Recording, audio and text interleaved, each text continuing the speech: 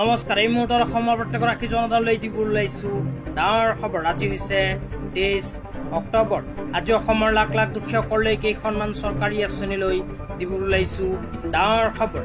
তো যিসকল মানুহে ভিডিঅ'টোত ক্লিক কৰিছে অনুগ্ৰহ কৰি ভিডিঅ'টো স্কিপ নকৰি প্ৰথমৰ পৰা শেষলৈ চাই থাকিব, কিয়নো এইটো ভিডিঅ'ৰ মাজত শ্ৰমিকসকলৰ পৰা আৰম্ভ কৰি PM কিষাণ আঁচনিলৈ কেইখনমান গুৰুত্বপূৰ্ণ খবৰ আপোনালোকক প্ৰদান কৰিম। অনুগ্ৰহ কৰি ভিডিঅ'টোত ক্লিক কৰিছে যদি ভিডিঅ'টো স্কিপ নকৰি প্ৰথমৰ পৰা শেষলৈ চাই থাকিব। লগতে মোৰ চেনেলত নতুন হ'লে প্লিজ চেনেলটো ছাবস্ক্ৰাইব কৰি মোৰ লগত থাকিব। তো বলক ভিডিঅ'টো আৰম্ভ কৰি আজি প্ৰথমটো গুৰুত্বপূৰ্ণ খবৰৰ বিষয়ে বিস্তাৰিত জানি লওক। আজি প্ৰথমটো গুৰুত্বপূৰ্ণ খবৰ হ'ল প্ৰধানমন্ত্ৰী শ্ৰমযোগী মনধন যোজনালৈ। তো যিসকল শ্ৰমিকে এতিয়ালৈকে প্ৰধানমন্ত্ৰী শ্ৰমযোগী মনধন যোজনাত আবেদন কৰা নাই, সেইসকল শ্ৰমিকৰ বাবে আহি গ'ল ভাল খবৰ, কিয়নো এতিয়া বিচাৰিলে আপোনালোকে এইখন আঁচনিত কৰিব পাৰিব আবেদন। তো যিসকল শ্ৰমিকে এইখন আঁচনিত আবেদন কৰিব, সেইসকল শ্ৰমিকে প্ৰধানমন্ত্ৰী শ্ৰমযোগী মনধন যোজনাৰ আঁচনিৰ অধীনত প্ৰতি মাহতে ৩০০০কৈ টকা লাভ কৰিব।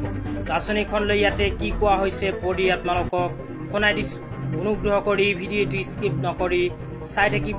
ইয়াতে লিখা আছে देश के 42 करोड़ से अधिक श्रमिक होगी लाभार्थी। 60 वर्ष की उम्र के बाद 3000 की मासिक पेंशन। এইখন আঁচনিত আবেদন কৰাৰ পিছত শ্ৰমিকসকলে নিজৰ বয়স যেতিয়া 60 বছৰ সম্পূৰ্ণ কৰিব, তাৰ পিছত প্ৰতি মাহতে ৩০০০কৈ টকা নিজৰ বেংক একাউণ্টত লাভ কৰিব।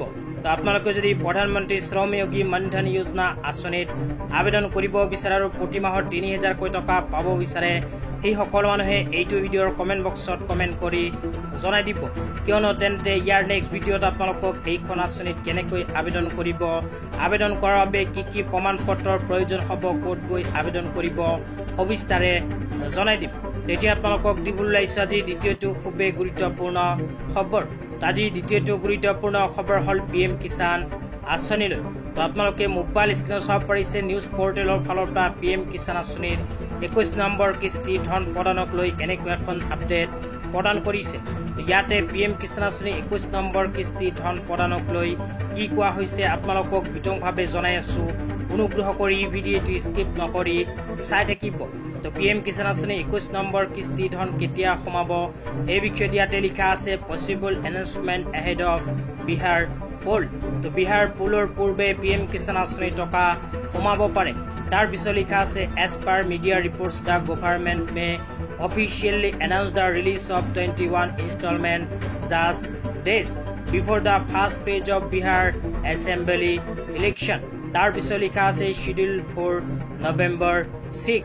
তাৰ পিছত লিখা আছে the second phase will be held on November 11 with continuing on November 14, so suggests that the timing may be politically strategic. তাৰ পিছত লিখা আছে allowing farmer in the state to receive the fund before they cast their vote.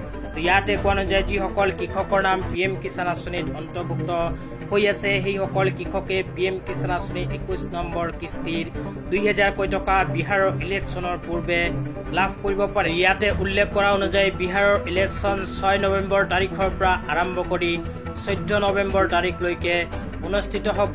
সেইকাৰণে PM Kisan আঁচনিৰ হিতাধিকাৰীসকলে নিজৰ bank একাউণ্টত বিহাৰৰ ইলেকশ্যনৰ পূৰ্বে PM কিষাণ আঁচনিৰ 21 নম্বৰ কিস্তি ২০০০কৈ টকা লাভ কৰিব পাৰে। আজি ইমানেই। ভিডিঅ'টো চাই কেনে পালে নিশ্চয় এইটো ভিডিঅ'ৰ কমেণ্ট বক্সত কমেণ্ট কৰি জনাই দিব। লগতে মোৰ চেনেলত নতুন হ'লে প্লিজ চেনেলটো ছাবস্ক্ৰাইব কৰি মোৰ লগত থাকিব এনেকুৱা নতুন নতুন ভিডিঅ' সকলোতকৈ আগত পাবলৈ। তো ধন্যবাদ।